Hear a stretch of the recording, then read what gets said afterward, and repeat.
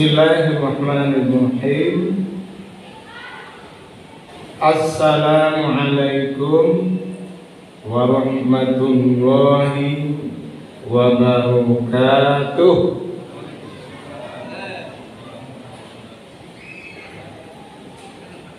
Alhamdulillahilladzi arsala rasulahu bil huda wa dinil haqq liyudhhirahu 'ala ad-dini kullihi wa kafaa billahi shahida. Asyhadu an la ilaha illallah wa asyhadu anna Muhammadan abduhu wa rasuluh la nabiyya ba'dah. Bapak-bapak dan ibu-ibu serta saudara, adik-adik dan anak-anak, pengurus dan jemaah Masjid Ikhwanul Muhajirin yang saya hormati, saya muliakan, saya sayangi dan saya cintai karena Allah Subhanahu wa taala.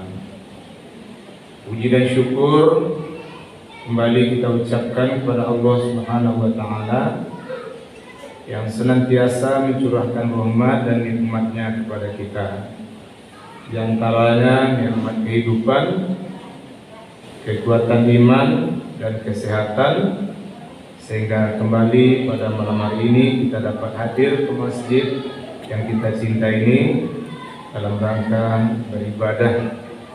Tadi telah selesai kita laksanakan sholat maghrib secara berjamaah. Salawat dan salam kita doakan pula buat Nabi junjungan kita, yakni Nabi besar Muhammad sallallahu alaihi wasallam, yang merupakan uswatun hasanah, contoh tauladan terbaik bagi kita semua. Dengan rahmat Allah, alhamdulillah, dengan izin dan rahmat Allah, kembali pada malam hari ini kita dapat berjumpa melalui kegiatan wirid pengajian di masjid yang kita cinta ini bersama saya Ustaz Cyril Firdaus MAG. Hari ini Ahad tanggal 10 Oktober 2021 Masehi, bertepatan dengan tanggal 3 Rabiul Awal 1443 Hijriah. Pengajian kita malam ini saya sampaikan dengan judul Menteladani Rasulullah Sallallahu Alaihi Wasallam merupakan kunci sukses dunia dan akhirat. Menteladani Rasulullah Sallallahu Alaihi Wasallam merupakan kunci sukses dunia dan akhirat. Saya yakin semua kita, bahkan sebenarnya semua orang, pasti hanya ingin hidup sukses saja. Bahkan sebagai muslim, kita tidak hanya menginginkan sukses dunia saja, tapi juga kita sekaligus ingin sukses di akhirat. Dan itu yang memang sering kita doakan dalam doa saku jagat, namanya Rabbana atina fid dunya hasanah wa fil akhirati hasanah wa qina adzabannar. Ya Tuhan kami, berikanlah kepada kami kebaikan, keselamatan, kebahagiaan hidup, kesuksesan, baik selama di dunia ini maupun setelah di akhirat nanti, dan selamatkan kami dari azab api neraka. Amin ya rabbal alamin.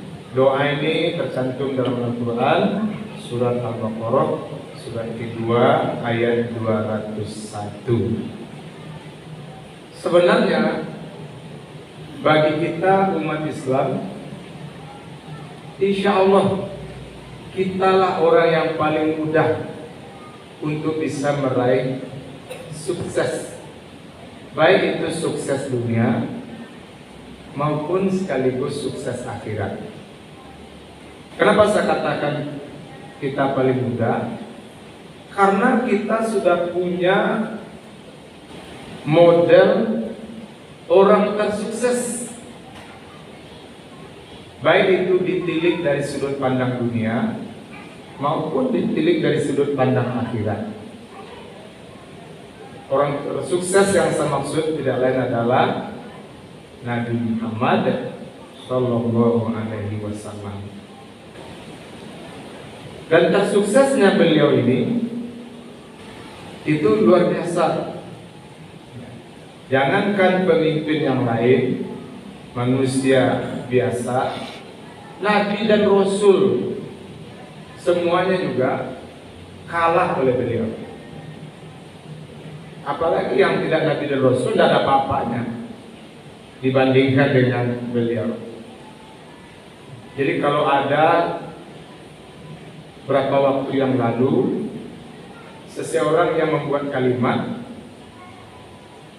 siapa yang paling berhasil meraih kemerdekaan bangsa Indonesia, Soekarno atau Nabi Muhammad? Pertanyaan itu sebenarnya tidak pas. Harusnya pertanyaannya sama-sama. Nah, kalau presiden disebut sesama presiden, kalau nabi disebut sesama nabi. Baru dia dalam istilah ilmu mantik, itu mutabakoh, sesuai, wazan, seimbang yang dipertandingkan itu, yang dibandingkan itu. Nah, bagi kita yang tahu, ya kita ketawa aja dengan pertanyaan itu. Nah, ketawa saya. Kenapa? Karena Rasulullah itu luar biasa, luar biasa. Nah, saya akan tunjukkan beberapa bukti betapa Nabi kita itu memang yang terhebat. Menghemat waktu, saya pilihkan saja bukti untuk selama di dunia 2, bukti untuk di akhirat nanti 2 pula. Bukti terhebatnya Nabi kita 2 di dunia ini. Pertama, beliau hanya butuh waktu 23 tahun berhasil merubah masyarakat dari sebelumnya sedemikian rusaknya, terutama waktu itu yang disebut orang Arab, yang disebut dengan Arab Jahiliyah. Bukan main rusaknya mereka. Nah, dari segi tauhid mereka sudah jauh sekali syiriknya. Dari segi kerusakan akhlak, bukan main berantakannya kerusakan akhlak mereka. Dan bukan main juga mereka saling berkelahi, bahkan berbunuhan di antara sesama mereka. Malah ada mereka membuat hukum jahiliyah waktu itu apa? Karena mereka menilai wanita tidak berdaya. Sehingga waktu itu mereka membuat keputusan, kalau begini yang perempuan ini tidak usahlah banyak-banyak betul lahir. Nah, jadi yang sudah hidup juga sekarang agarlah lanjut kehidupannya sampai mati, tapi yang akan lahir kalau perempuan bunuh aja. Nah, itu dulu hukum jahiliyah mereka buat, saking jahiliyahnya mereka. Nah, termasuk Umar bin Khattab dulu sebelum masuk Islam, beliau sempat juga membunuh seorang putrinya. Nah, itu yang membuat kemudian Umar bin Khattab setelah masuk Islam, ketika salam ke kanan, beliau kadang tersenyum, salam ke kiri beliau nangis. Nah, kenapa salam ke kanan beliau tersenyum? Terbayang betapa bodohnya waktu jahiliyah dulu, menyembah benda-benda, patung. Bahkan ada yang dijadikan dianggap patung itu adonan roti. Jadi Tuhan mereka yang menambah berhala macam-macam itu dibuat juga dalam bentuk roti, dan itu mereka bawa kemana-mana. Suatu kali Umar bin Khattab dengan kawan-kawannya pergi berburu dibawalah perbekalan makanan dan minuman. Kiranya perburuan ini belum selesai, makanan minuman sudah habis. Sementara untuk pulang masih jauh lagi. Sedangkan perut lapar. Apa yang mau dimakan ini? Nah, karena tidak ada yang rasa yang bisa dimakan ketemu, teringatlah. Ini ada Tuhannya dalam bentuk roti. Dimakannya memang. Jadi Umar bin Khattab sempat waktu jahiliyah dulu makan Tuhannya. Itu yang membuat Umar itu ketika sholat menoleh ke kanan tersenyum, kemudian menoleh ke kiri menangis. Kenapa? Teringat di masa jahiliyah dulu dia pernah membunuh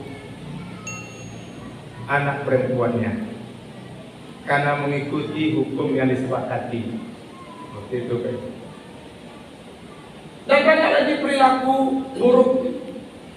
Mereka luar biasa pemabuknya. Ya. Bahkan disebutkan di rumah-rumah mereka itu tempat alat minuman keras mereka atau khamar namanya dalam istilah Arab itu tidak dalam bentuk gelas ataupun cangkir, tapi tempat minuman mereka itu apa? Tengkorak kepala manusia. Jadi mereka punya tengkorak kepala manusia untuk alat minuman keras, minum khamar. Itu luar biasa mereka keputusan. Bahkan mereka minumnya itu kadang dibuatnya pula, kemudian perasan khamar itu dikumpulkan dalam pula itu, mereka minum sambil mandi dalam pula ya. Jadi pula airnya itu isinya khamar. Dan banyak lagi kerusakan yang lain. Masyarakat jahiliyah yang serusak itu bisa diperbaiki oleh Rasulullah hanya dalam waktu 23 tahun, berubah nyaris 180 derajat. Kalau sebelumnya di masa jahiliyah mereka tersebut dengan kehinaannya, setelah diperbaiki Rasulullah, mereka tersebut dengan kemuliaannya yang luar biasa. Tidak ada nabi dan rasul sebelumnya seorang pun yang sehebat itu bisa merubah manusia. Hanya Nabi Muhammad. Nah, ini yang pertama, bukti terhebatnya Rasulullah yang selama di dunia. Yang kedua, bukti hebatnya Rasulullah, kehebatan beliau tidak hanya disanjung oleh Allah, sebagaimana dalam surah Al-Qalam surat ke-68 ayat 4, wa innaka la'ala khuluqin 'azim, dan sesungguhnya engkau Muhammad benar-benar telah berada di atas akhlak yang sangat agung. Itu pengagungan dari Allah Subhanahu wa taala terhadap Nabi Muhammad kita ini. Dan kaum muslimin itu jelas mereka semuanya mengagumi Rasulullah. Namun ini juga ikut mengagumi, mengatakan Nabi kita itu yang terbaik non-muslim, orang-orang di luar Islam, baik yang ketemu dengan Rasulullah semasa masih hidup maupun setelah Rasulullah wafat. Mereka yang jujur mengetahui betapa luar biasanya kehebatan Rasulullah, mereka mengatakan Nabi Muhammad yang terhebat. Nah, yang bertemu dengan Rasulullah, misalnya dulu ketika Rasulullah di Madinah, beliau selain tetap jadi Nabi dan Rasul, beliau diangkat jadi pemimpin di Madinah. Baru 3 tahun beliau memimpin Madinah, sudah terjadi perubahan yang luar biasa di Madinah. Maka adalah sahabat mencoba menanya kepada Yahudi di Madinah, "Wahai saudara kami yang dari Yahudi, kami mau tahu ini, sudah 3 tahun Nabi Muhammad jadi pemimpin kita di Madinah ini, bagaimana penilaian kalian dibandingkan beliau dengan pemimpin-pemimpin sebelumnya?" Dijawab oleh orang Yahudi itu, Nabi Muhammad yang terhebat, luar biasa. Ketika sekarang ini Madinah dipimpin oleh Muhammad, kami pun ikut bahagia, ikut senang, karena Muhammad itu bukan main, pribadinya sangat baiknya. Sedangkan pemimpin-pemimpin sebelumnya,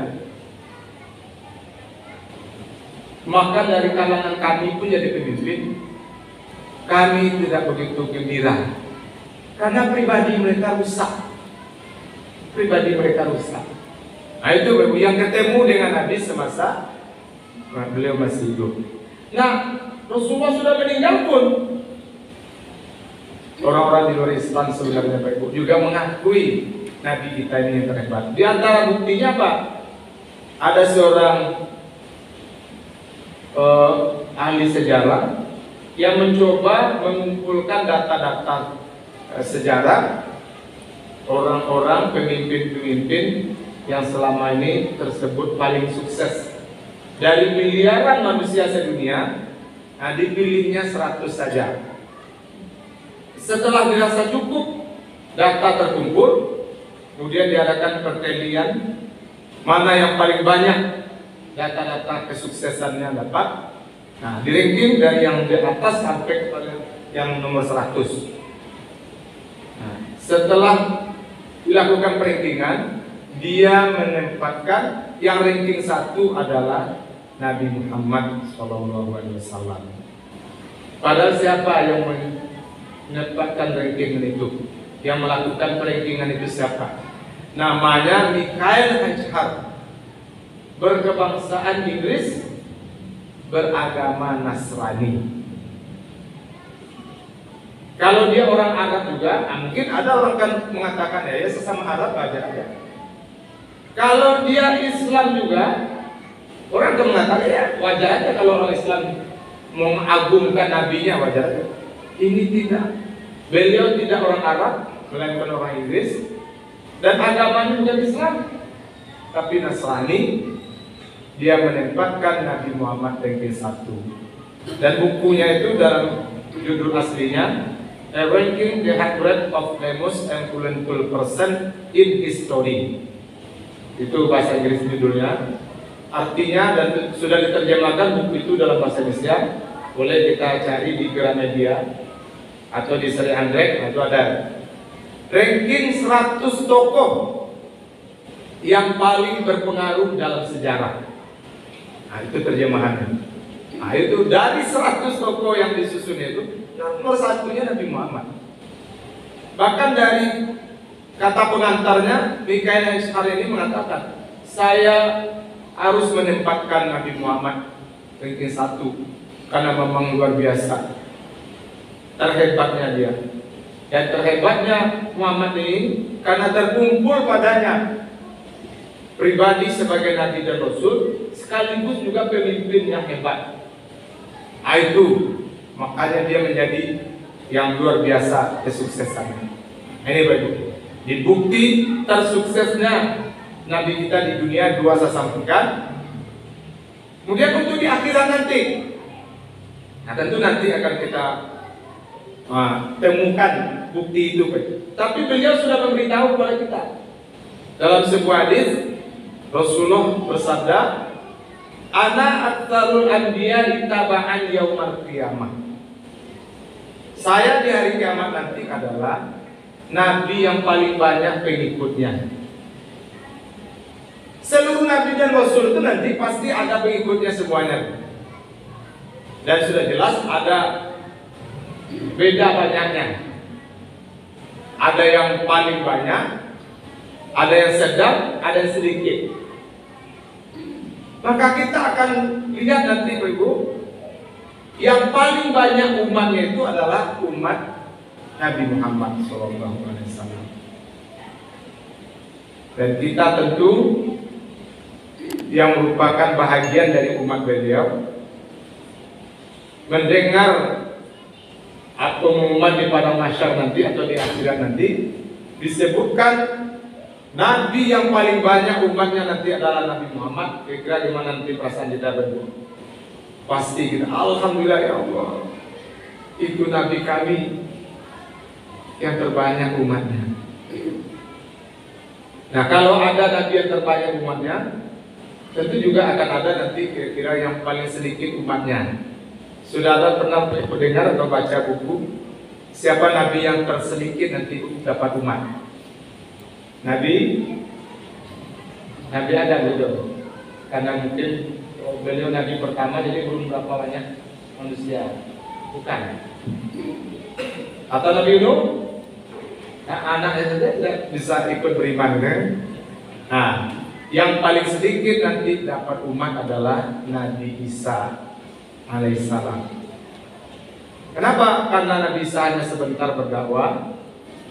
Nah, sedikit dapat umat.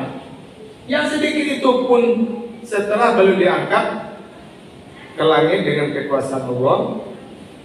Nah, umatnya sedikit ini melenceng pula, mengikut Injil yang sudah dirubah oleh tangan manusia dan tidak diakui. Mereka jadinya sebagai pengikut Nabi Isa yang itu. Ada apa jadinya? Nggak apa. Ah, itu maka yang paling sedikit. Nah, ini kehebatan Nabi kita pertama nanti itu.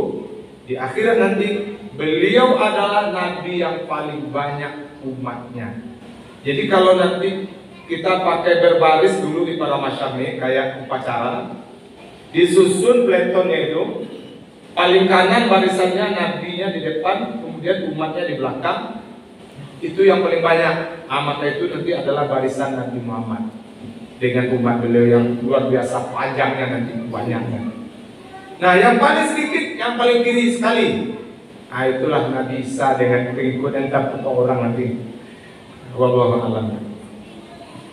Nah, itu yang pertama. Yang kedua, luar biasanya terhebat beliau di akhirat nanti. Beliau beritahu kepada kita, wa ana awwalu may yaqra'u babal jannah.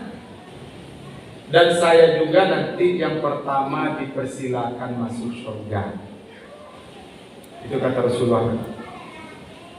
Jadi walaupun beliau Nabi terakhir diutus ke dunia, itu Allah yang menghendaki menetapkan beliau diutus untuk terakhir di dunia ini. Tapi untuk masuk surga di akhirat nanti beliau yang pertama.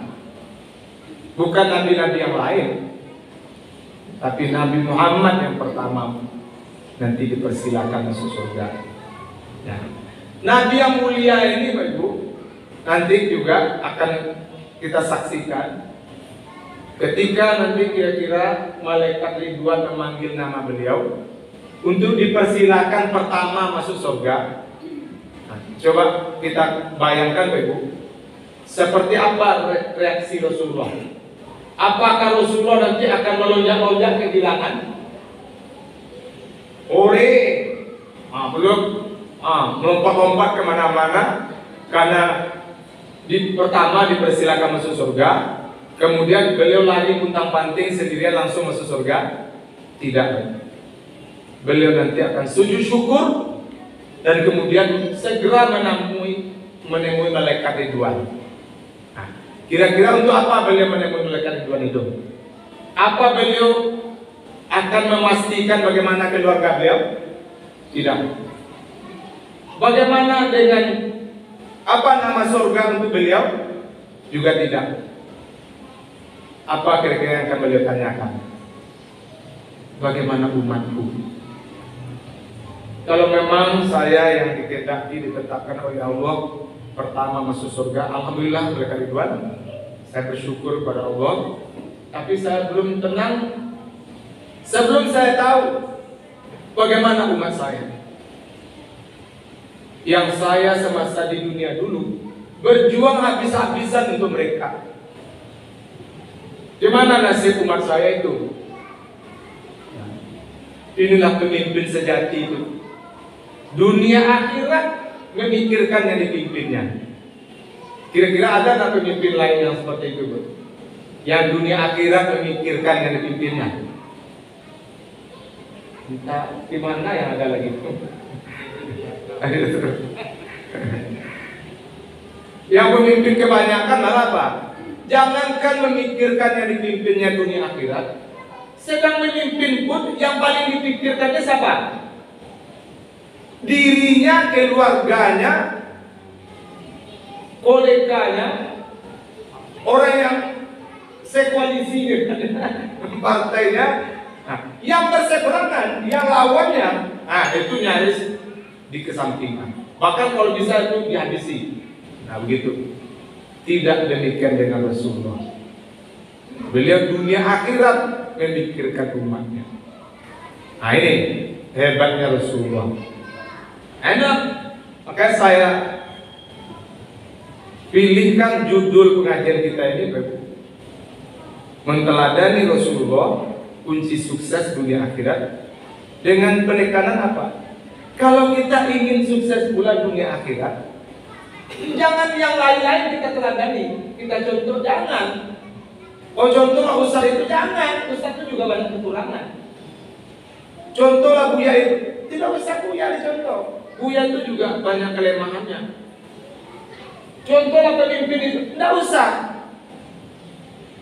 Jadi kepada anak-anak kita tanamkan ini. Jangan yang lain-lain kita jadikan sebagai contoh. Bagi kita contoh ini untuk hebat dunia akhirat itu cuma satu aja, yaitu Nabi Muhammad SAW. Insya Allah semakin kita contoh Rasulullah, semakin sukses kita dunia akhirat. Sebaliknya semakin jauh pribadi kita dari pribadi Rasulullah, semakin dekat kita dengan kegagalan demi kegagalan. Ya. Jadi kenapa sahabat itu begitu harum nama mereka? Padahal kita tidak ketemu dengan mereka. Kita hanya belajar dari sejarah. Tapi setiap kita baca pribadi sahabat itu, mau berlinang air mata kita. Betapa luar biasa ini harumnya nama sahabat. Tidak lain adalah karena sahabat itu luar biasa juga mencontoh Rasulullah. Makanya mereka jadi sehebat itu. Berarti poinnya bukan karena sahabatnya, melainkan karena mencontoh Rasulullah. Siapapun kalau luar biasa mencontoh Rasulullah, menanadani Rasulullah, akan menjadi orang yang sukses juga. Walaupun tidak akan mungkin sama hebatnya suksesnya dengan Rasulullah, tapi insya Allah tidak akan terlalu jauh dari kesuksesan Rasulullah. Nah ini. Nah sekarang saya akan uraikan apa yang bisa kita lakukan untuk menteladani Rasulullah, supaya kita memang benar-benar bisa pula mendapatkan kesuksesan itu, sukses dunia akhirat. Nah, sukses dunia akhirat itu indikatornya apa? Punya nama baik di dunia ini, lebih banyak berbahagia hidup kita, itulah sukses teman. Punya nama baik dan lebih banyak hidup bahagia. Materi itulah nomor sekian teman. Insya Allah materi banyak sedikitnya ada pengaruh jadi. Kalau kita sudah punya nama baik dan hidup lebih berbahagia. Untuk bisa hidup lebih berbahagia kemana? Nah, inilah yang akan kita teladani dari Rasulullah SAW. Nah, yang pertama, kita jadikan sosok Rasulullah itu satu-satunya idola kita. Jadi bagi kita umat Islam, kita sudah final pilihan kita, orang yang kita idolakan itu cuma Nabi Muhammad, tidak yang lain-lain. Jadi kalau ada nanti kawan kita mengajak kita mengidolakan seseorang, awalnya disebut kepribadiannya aja dulu. Saya ajak kamu mengidolakan seseorang yuk. Ya gimana orangnya? Orangnya baik sekali, orangnya begitu peduli, begitu hebat, begitu dahsyat orangnya, sangat fenomenal. Wah, Goncap lah disebutnya di sana kan. Nah, terus setelah diuraikannya kan, tanya namanya siapa? Oh kiranya dijawabnya namanya Nabi Muhammad Sallallahu Alaihi Wasallam. Nah, kalau itu katanya orangnya salaman, walaupun masih pandemi. Salaman, sama kita idola kita itu. Tapi setelah diuraikannya kepribadiannya seperti tadi atau banyak lagi yang lain disebutnya, terus ketika kita tanya namanya, bukan Nabi Muhammad, mohon maaf. Berarti untuk yang ini kita beda. Untuk yang lain mungkin kita banyak kesamaan, kita sebagai sahabat, tapi untuk yang satu ini kita beda. Mungkin disebutnya yang ajak diidolakan itu pemimpin yang lain. Nah, bisa kita sebutkan siapa pemimpin itu. Terus dia balik bertanya, emangnya kamu enggak kagum dengan kehebatannya? Ya, kalau kagumnya saya kagum juga, tapi itu idola tidak. Kalau idolaku siapa? Idola saya hanya Nabi Muhammad SAW. Kalau dia Muslim, Pak Ibu, mudah-mudahan dia tersentuh. Astagfirullah, kamu yang benar itu, saya yang sudah keliru. Astagfirullahaladzim, saya istighfar kepada Allah. Terima kasih kawan, kamu telah mengingatkan saya. Saya akan lepaskan orang itu dari pemikiran saya sebagai idola. Sekedar kagum saja boleh, tapi idola saya sama dengan kamu jadinya lagi. Idola saya juga Nabi Muhammad. Begitu, Pak. Jelas, sementara sekarang ini, Pak Ibu, betapa banyak generasi muda kita mengidolakan artis, sehingga di dinding-dinding, di meja kamarnya ditempelnya foto-foto artis. Idolanya olahragawan, apa pemain bola, pemain basket, pemain badminton, apa lagi macam olahraganya.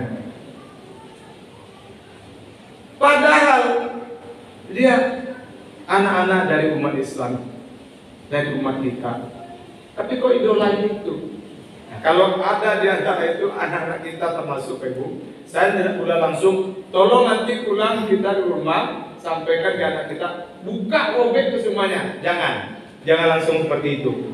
Tapi secara halus sampaikan kepada anak kita, nah coba nanti di komputer buat tulisan ini ya, idolaku Nabi Muhammad Sallallahu Alaihi Wasallam. Buat besar-besar, bagus-bagus. Nah, untuk apa, Mang?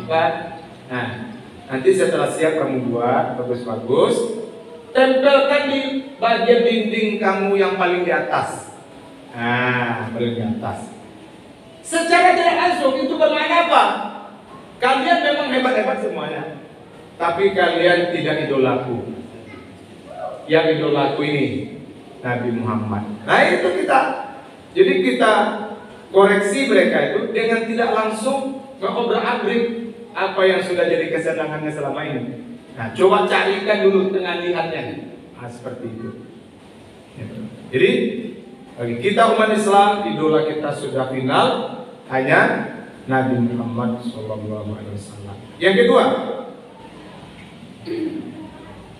teladani kekuatan iman Rasulullah SAW. Jadi ingin sukses kita dunia akhirat, teladani kekuatan iman Rasulullah. Rasulullah itu luar biasa tentu membacanya kekuatan iman beliau, dan itu tidak tergoyahkan dengan apapun. Sudah banyak kejadian orang-orang kafir Quraisy dulu mencoba untuk mempengaruhi, menggoda Nabi dengan kehebatan duniawi ini agar beliau berhenti dari berdakwah misalnya. Pernah dulu beliau ditawarkan karena orang-orang kafir Quraisy sudah kehilangan akal untuk membendung usaha dakwah yang dilakukan oleh Rasulullah. Lalu mereka mengajak ini berunding dengan ditawarin, Muhammad, ada apa? Kira-kira begitu ya. Ini kami tidak bisa pula ini melarang betul kamu menyebarkan agama baru, cuman supaya kita bisa akur aja. Nah, kalau begini bagaimana? Tidak usahlah terlampau apa betul kamu. Kalau memang ada keinginanmu jadi orang paling kaya dari kami siap Muhammad. kami kumpulkan kekayaan kami berikan ke kamu, sehingga kamu yang punya harta lebih banyak dari kami. Atau kamu ingin jadi pemimpin kami, siap kami berkumpul, kami angkat engkau jadi pemimpin kami. Atau ada keinginanmu punya istri yang paling cantik, cari aja lah di Mekah ini siapa wanita yang paling cantik, kami rela dia jadi istrimu. Kalau dia sudah jadi istri salah seorang kami minta orang itu ceraikan, nah jadilah istrimu. Terus apa lagi? Itu aja dulu Mama. Apa jawaban Rasulullah? Jangankan beliau menerima tawaran itu, beliau menantang mereka. Sekiranya kalian ada yang mampu meletakkan matahari di sebelah kanan saya, bulan di sebelah kiri saya, bintang-bintang di atas kepala saya, tidak akan pernah itu membuat saya berhenti menyebarkan agama Allah itu. Subhanallah. Dalam pemimpin-pemimpin yang lain hanya digoda dengan harta sedikit, sudah tela aja iman. Sudah tela aja. Di kekuatan iman. Termasuk apapun yang kita hadapi, kembalikan semuanya kepada iman. Jadi kalau ada orang misalnya, ini kalau tidak ikut serta kami ini, tidak akan seperti ini. Nah, kita jawab dengan iman kita. Allah yang menggerakkan ini terjadi. Seperti itu. Jadi cepat kita pulangkan semuanya kepada Allah Subhanahu wa Ta'ala. Termasuk musibah-musibah terjadi, itu kodah dek kumpul atau karena COVID. Kalau lagi kumpul ada apa COVID itu? Hasilnya apa? Ada yang meninggal di COVID itu kan? Bagi kita orang yang beriman, berarti itu takdir ajalnya. Itu aja. Itu takdir ajalnya. Jadi keimanan itu kita mantapkan. Tidak usah goyah dengan apapun yang terjadi. Yang ketiga, teladani semangat ibadah Rasulullah. Rasulullah itu luar biasa semangat ibadah beliau. Tidak cuman yang wajib beliau kerjakan dengan sebaik-baiknya, yang sunat juga beliau kerjakan sebanyak-banyaknya. Ya, luar biasa Rasulullah itu. Padahal beliau bukan main, sibuk beliau. Tapi beliau nyaris bisa misalnya 5 waktu sholat berjamaah, mengembangkan dakwah kemana-mana. Dengan ibadah-ibadah yang lain beliau tetap mengerjakan dengan sebanyak-banyaknya. Nah, jadi kalau ada orang Ibu, misalnya kenapa jarang ke masjid? Karena sibuk. Alasannya itu kurang tepat. Kira-kira sibuk mana mereka dibandingkan dengan Rasulullah?